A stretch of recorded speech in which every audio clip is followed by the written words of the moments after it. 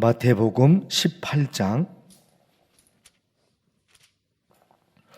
21절에서 마지막까지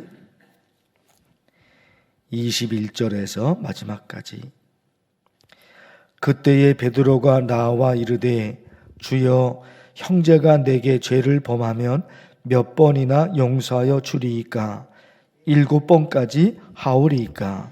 예수께서 이르시되 내게 이르노니 7번뿐 아니라 7번을 70번까지라도 할지니라. 그러므로 천국은 그 종들과 결산하려 하던 어떤 임금과 같으니 결산할 때에 10,000달란트 빚진 자 하나를 데려오매 갚을 것이 없는지라 주인이 명하여 그 몸과 아내와 자식들과 모든 소유를 다 팔아 갚게 하라 하니 그 종이 엎드려 절하며 이르되 내게 참으소서 다 갚으리이다 하거늘 그 종의 주인이 불쌍히 여겨 놓아 보내며 그 빚을 탕감하여 주었더니 그 종이 나가서 자기에게 100데나리온 빚진 동료 한 사람을 만나 붙들어 목을 잡고 이르되 빚을 갚으라 하매 그 동료가 엎드려 간구하여 이르되 나에게 참아 주셔서 갚으리이다 하되 허락하지 아니하고 이에 가서 그가 빚을 갚도록 옥에 가두거늘 그 동료들이 그것을 보고 몹시 딱하게 여겨 주인에게 가서 그 일을 다 알리니 이에 주인이 그를 불러다가 말하되 악한 종아 내가 빌기에 내가 내 빚을 전부 탕감하여 주었거늘 내가 너를 불쌍히 여김과 같이 너도 내 동료를 불쌍히 여김이 마땅하지 아니하냐 하고 주인이 노하여 그 빚을 다 갚도록 그를 옥졸들에게 넘기니라. 함께 읽겠습니다. 너희가 각각 마음으로부터 형제를 용서하지 아니하면 나의 하늘 아버지께서도 너희에게 이와 같이 하시리라. 아멘. 박근숙 권사님 남편 김환수 성도 지난번에 교통사고가 있어서 치료 병원에 입원하셔서 오랫동안 치료를 받으셨습니다. 잘 치료가 되셨는데 또 이번에는 탈장이 되셔서 최근에 탈장 수술을 했습니다. 박근숙 권사님 남편 기도해 주시기를 바랍니다. 오늘 말씀을 보기 전에 창세기 4장에 나오는 라멕에 관해서 말씀을 드려야 되는데 라멕은 아주 잔인한 사람의 대명사입니다. 라멕이 뭐라고 말했느냐? 가인을 해친 자는 7배로 벌을 받는다. 만약 그렇다면 나는 나를 방해하면 70배로 갚아줄 거다. 가인을 해친 자, 가인 7배로 복수하겠다는 거예요. 근데 이 라멕이라는 사람은 7배가 아니라 70배로 복수하겠다. 당한 일이 있으면 가만히 있을 수는 없죠. 당했으니까. 가만히 있을 수는 없어요. 그렇다고 해서 자기가 당한 것 이상으로 갚으면 그건 잔인하죠. 당했으니까 가만히 있을 수는 없을 것 같아요. 그렇다고 해서 자기가 당한 것 이상으로 복수해버리면 그건 잔인하죠. 오늘 말씀에서 베드로가 예수님께 물어요. 형제가 나를 괴롭히면 몇 번이나 용서하면 될까요? 7번 용서하면 될까요? 7번. 지금 가인을 해친 자 7배로 복수당할 거라면 나를 해친 자는 라멕이 70배로 갚는다. 이런 숫자가 지금 있는 거예요. 형제가 나를 괴롭히면 몇 번, 어느 정도로 용서하면 될까요? 7번 용서하면 될까요? 7배로 복수하는데 여기서는 7번 용서. 예수님이 그러시죠. 7번뿐 아니라 7번을 70번이라도 용서해라. 이 7번이 70번이니까 77에 49, 490번. 490번까지 용서해라. 무슨 얘기일까요? 너희를 괴롭히는 사람이 있으면 복수하지 말고 용서해라. 어디까지? 언제까지? 끝까지.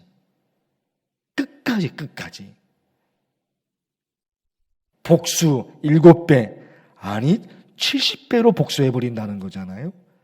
용서 7번 용서하면 될까? 아니라는 거예요. 7번 용서가 아니라 7번을 70번, 숫자는 490번이거든요. 곱하면 490이잖아요. 490번이라는 그 숫자가 아니라 끝까지. 언제까지? 그리고 어디까지 용서해야 되느냐? 전부를, 혹은 끝까지 용서해야 된다. 그 이유를 예수님께서 비유로 말씀하셔요. 어떤 임금에게 5만 달란트 빚을 진 사람이 있는데 갚지 않으니까 임금이 붙잡아 오게 합니다. 그리고 얘기하잖아요. 네 아내를 팔아, 네 자식들도 팔아, 그래서 갚아. 근데 이 빚진 자가 사정하잖아요. 매달리잖아요. 그랬더니 그 임금이 빚이 없는 것으로 탕감해줘 버렸어요. 얼마나 기쁩니까?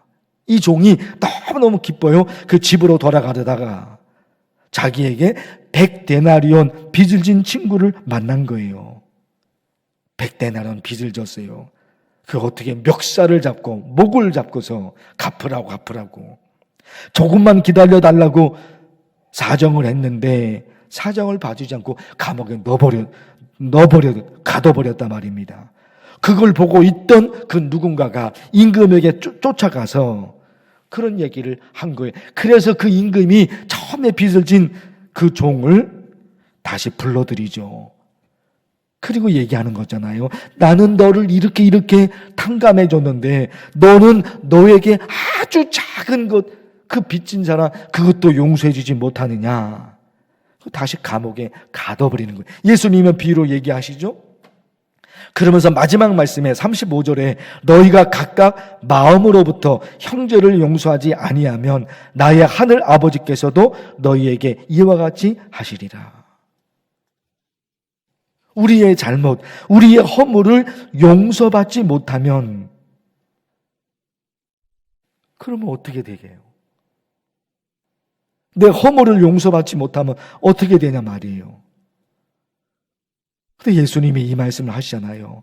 형제를, 너에게 잘못한 그 형제를 네가 용서하지 않으면 나도 너를 용서 못해. 이 하나님의 말씀, 예수님이 하신 말씀이에요. 사람의 잘못을 네가 용서하지 못하면 나도 너를 용서 못해. 이렇게 지금 말씀하신단 말입니다. 그러니까 나에게 잘못한 사람이 있겠죠. 살아오면서. 또 나도 누군가에게 잘못을 할 거예요. 근데 먼저 하는 것은 나에게 잘못한 그 사람을 용서해야 되죠. 용서. 쉽지는 않죠. 어제도 우리 교회 텐텐 감사행전 목장 모임 책 말씀을 드렸어요. 하루에 10번 감사하고 그리고 하루에 10번 상대방이 고마움을 느끼게 하자. 시작은 뭐예요? 하루에 10번 감사. 감사에서 시작이 됩니다. 이게 올라가는 단계가 있어요. 감사에서 그 다음 단계, 또 그 다음 단계, 그 다음 단계로 계속 올라간단 말입니다. 맨 밑바닥에 깔려 있는 것은 하나님의 은혜예요. 맨 밑바닥에 깔려 있는 것이 하나님의 은혜예요. 하나님의 은혜를 아니까 탁 튀어나오는 것은 감사예요. 감사해요. 내 삶이 완벽하게 이루어지지는 않았어요. 아직도 부족하고 아직도 너무나 많은 어려움이 있어요. 그런데 내 마음속 아주 밑바닥에 깔려있는 것은 하나님의 은혜예요. 하나님의 은혜로 오늘도 내가 숨을 쉬고 살고 있구나. 가진 것은 없어요. 아직도 채워져야 될 일이, 아직도 해결돼야 할 일들이 얼마나 많은지 몰라요. 그런데 내 밑바닥에 깔려있는 것이 하나님의 은혜가 얼마나 큰지 이 감당이 안 돼요. 삶은 엉망이네. 삶은 참 힘든데 이 밑바닥에 하나님의 은혜가 내 마음속에 쫙 깔려져 있으니까 입에서 나오는 것은 부족함에 대한 불평이 아니라 입에서 나오는 것은 하나님의 은혜가 이게 너무 크니까 입에서 나오는 것은 감사예요. 감사가 나와요. 그리고 그 다음 단계가 있거든요. 계속해서 올라갑니다. 그 다음에 배려하는 거예요. 이해를 해요. 이해를 하고 그리고 양보해요. 감사가 넘쳐요. 그리고 올라가면서 배려가 되는 거예요. 그럴 수도 있지. 배려되고 양보해요. 그 다음에 올라가는 것이 사과예요. 평생 사과를 못하는 사람이 있어요. 내가 잘못했어요. 평생 사과를 못하는 사람이 있거든요. 근데 사과가 돼요. 그리고 마지막 단계라고 말하시는 그 마지막이 용서예요. 용서. 우리 텐텐 감사 행전이 그 단계가 있어요. 맨 밑바닥에 하나님의 은혜가 깔려져 있어요. 그래서 나타나는 것이 감사. 그리고 그 누군가를 배려해요. 그리고 내가 실수를 할 수 있으니까 사과해요. 잘못했습니다. 내가 잘못해서. 이걸 평생 못하는 사람이 있어요.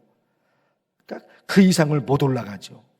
근데 마지막은 또 뭐예요? 마지막이 용서예요. 용서예요. 우리 이런 기도, 하나님 아버지 용서하라고 말씀하시니 용서하고 싶습니다. 그렇죠.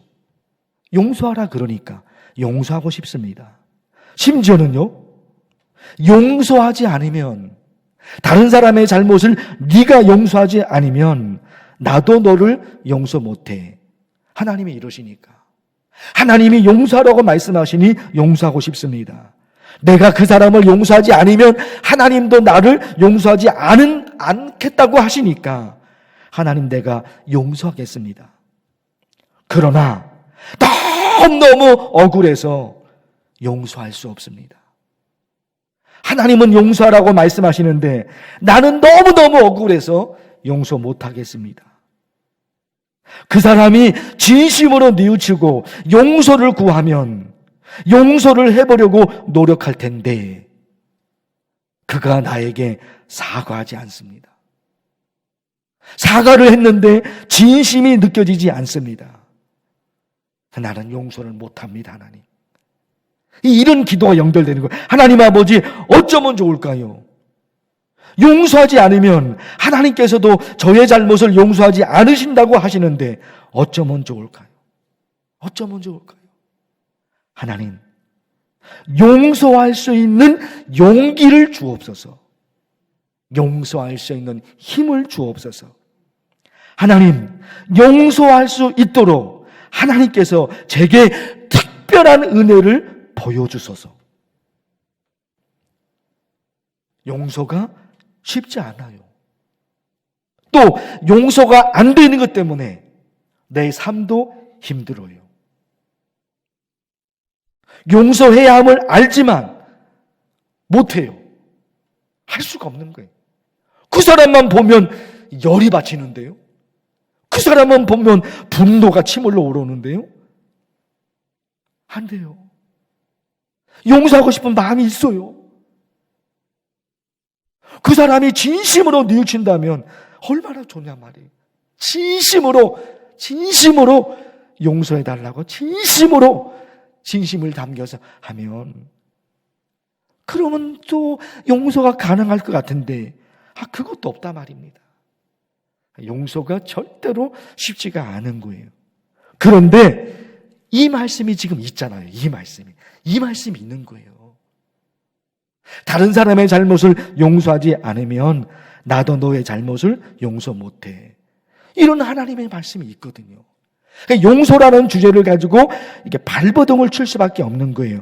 용서하라고 말씀하시니 용서하고 싶습니다. 그러나 그 사람만 보면 분노가 치물러 올라와서 내가 도저히 용서가 안 됩니다. 그러나 용서하지 않으면 하나님이 내 잘못도 용서하지 않으신다고 하니까 용서할 수 있는 용기를 주셔서, 용서할 수 있는 환경을 만들어 주셔서, 하나님이 내게 특별한 은혜를 부어 주셔서, 하나님이 내게 엄청난 것을 부어 주셔서 그냥 저절로 용서할 수 있도록 그것도 하나님이 내게 해주세요. 창세기 45장에 요셉이 나오죠. 요셉과 그의 형제들, 그 형이죠. 요셉과 형들이 부둥켜 안고 옵니다. 부둥켜 안고 옵니다. 형들이 동생을 팔아버렸잖아요. 어떻게 용서가 되냐 말이에요, 동생 입장에서는. 그런데 그 모든 것을 하나님이 해주셔요. 모든 것을. 요셉이 형들을 용서할 수 있도록, 그 형들은 진심으로 요셉에게 사과할 수 있도록 모든 환경을 하나님이 해버리십니다. 이게 있잖아요. 가족 중에도 용서가 안 되는 사람이 있거든요. 가족 중에도, 가까운 사람 중에도. 이게 여러분 있잖아요. 오늘 용서라는 주제가 있는데 우리 삶에 다 지금 있는 이런 부분들이죠. 이런 부분들입니다. 그런데 오늘 이 마지막 말씀 35절이죠. 우리 이 말씀을 가지고 한번 하나님 앞에 부르짖어 기도하면서 하나님 말씀대로 나 살고 싶습니다. 하나님 말씀대로 나 살고 싶습니다. 근데 그게 잘 안 됩니다. 이게 안 되면 하나님이 내 잘못을 용서하지 못하시는데 하나님 나 어쩌면 좋습니까? 이게 하나님 앞에 좀 매달려 기도하면 좋겠어요. 제 이름을 부르면서 간절히 기도합니다. 주여! 하나님 아버지, 오늘 말씀을 통해서 하나님께서 용서하라 하나님 말씀해주고 계십니다. 하나님 아버지, 이런 하나님의 말씀을 여러 번 여기저기서 하나님의 말씀을 듣고 읽게 됩니다. 하나님, 다른 사람의 잘못을 용서하지 않으면 나도 너의 잘못을 용서할 수 없다. 하나님 그렇게 말씀하시니 하나님 어쩌면 좋습니까? 살아가는 우리의 삶에 하나님 용서하지 못하고 더 진심으로 사과하지 못하고 하나님 이런 일들이 또 많습니다. 가족 중에도, 가까운 사람들 중에도 하나님 그렇게 있죠. 주님, 하나님 아버지, 하나님께서 용서하라고 말씀하시니 하나님 우리도 용서하며 살아갈 수 있도록, 용서하지 않으면 나도 너의 잘못을 용서하지 않겠다 하나님이 말씀하시니 하나님 용서를 해야 될 터인데 하나님 어떻게 되면 좋겠습니까? 도저히 내 마음에서 용서할 수 없는 사람들이 있습니다. 하나님, 한 번도 사과하지 않는 사람이 있습니다. 주님, 어떻게 용서가 가능합니까? 어떻게 용서할 수가 있겠습니까? 그러나 하나님이 용서하라고 말씀하시니 하나님의 말씀대로 되어줄 수 있도록 이 환경들을 하나님께서 만들어 주시옵소서. 요셉이 그랬습니다. 어떻게 형들을 용서할 수가 있겠습니까? 그러나 용서합니다. 그 형들도 요셉에게 진심으로 사과하고, 하나님 이런 말씀이 창세기에 있습니다. 이런 말씀이 요셉과 그의 형제들 가운데 일어났습니다. 하나님 아버지 간절히 기도합니다. 하나님 아버지, 나도 누군가에게 어떤 잘못이 있었으면 진심을 담아서 사과할 수 있도록, 입에 발린 사과가 아니라 진심으로 뉘우치고 그가 용서할 수 있도록 그런 진심의 사과가 있도록 그리고 주옵소서. 우리 만나교회가 목장 모임을 통해서 텐텐 감사항전 이 감동을 통해서 감사하고 배려하고 사과하고 용서하고 하나님의 원하시는 이런 삶을 살아가려고 하나님 목장 모임을 하고 있습니다. 이 가운데도 함께 도와주시고 함께 도와주시고 함께 도와주시고 그 책을 가지고 훈련받고 반복할 때마다 하나님 도우셔서 우리 속에서 감사가 넘쳐납니다.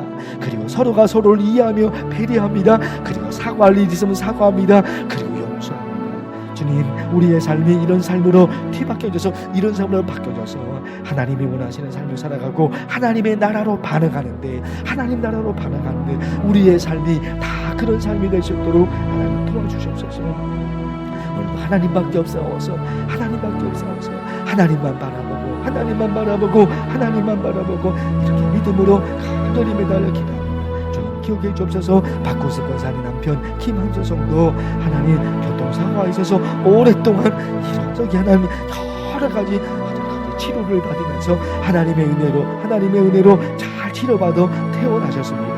그러냐도 처음에는 탈장 수술을 하게 됐는데 하나님께서 도우셔서 하나님께서 도우셔서 육체적으로 크게적이 아프고 하나님께서 함께 해주셨는데 그 공이 건강이 회복되도록 도와주시고 가정 가운데도 하나님 함께 해주셔서 우리 성도들의 삶을 하나님이 다 일일시켜주시고 하나씩 다 하나님께서 살펴주셔서 하나님의 도우심과 하나님의 인도하심과 하나님의 보살피심으로 우리 성도들 살아갈 수 있도록 하나님 도와주시옵소서. 하나님의 은혜를 찾으시고 이 나라의 민족을 지켜주시옵소서.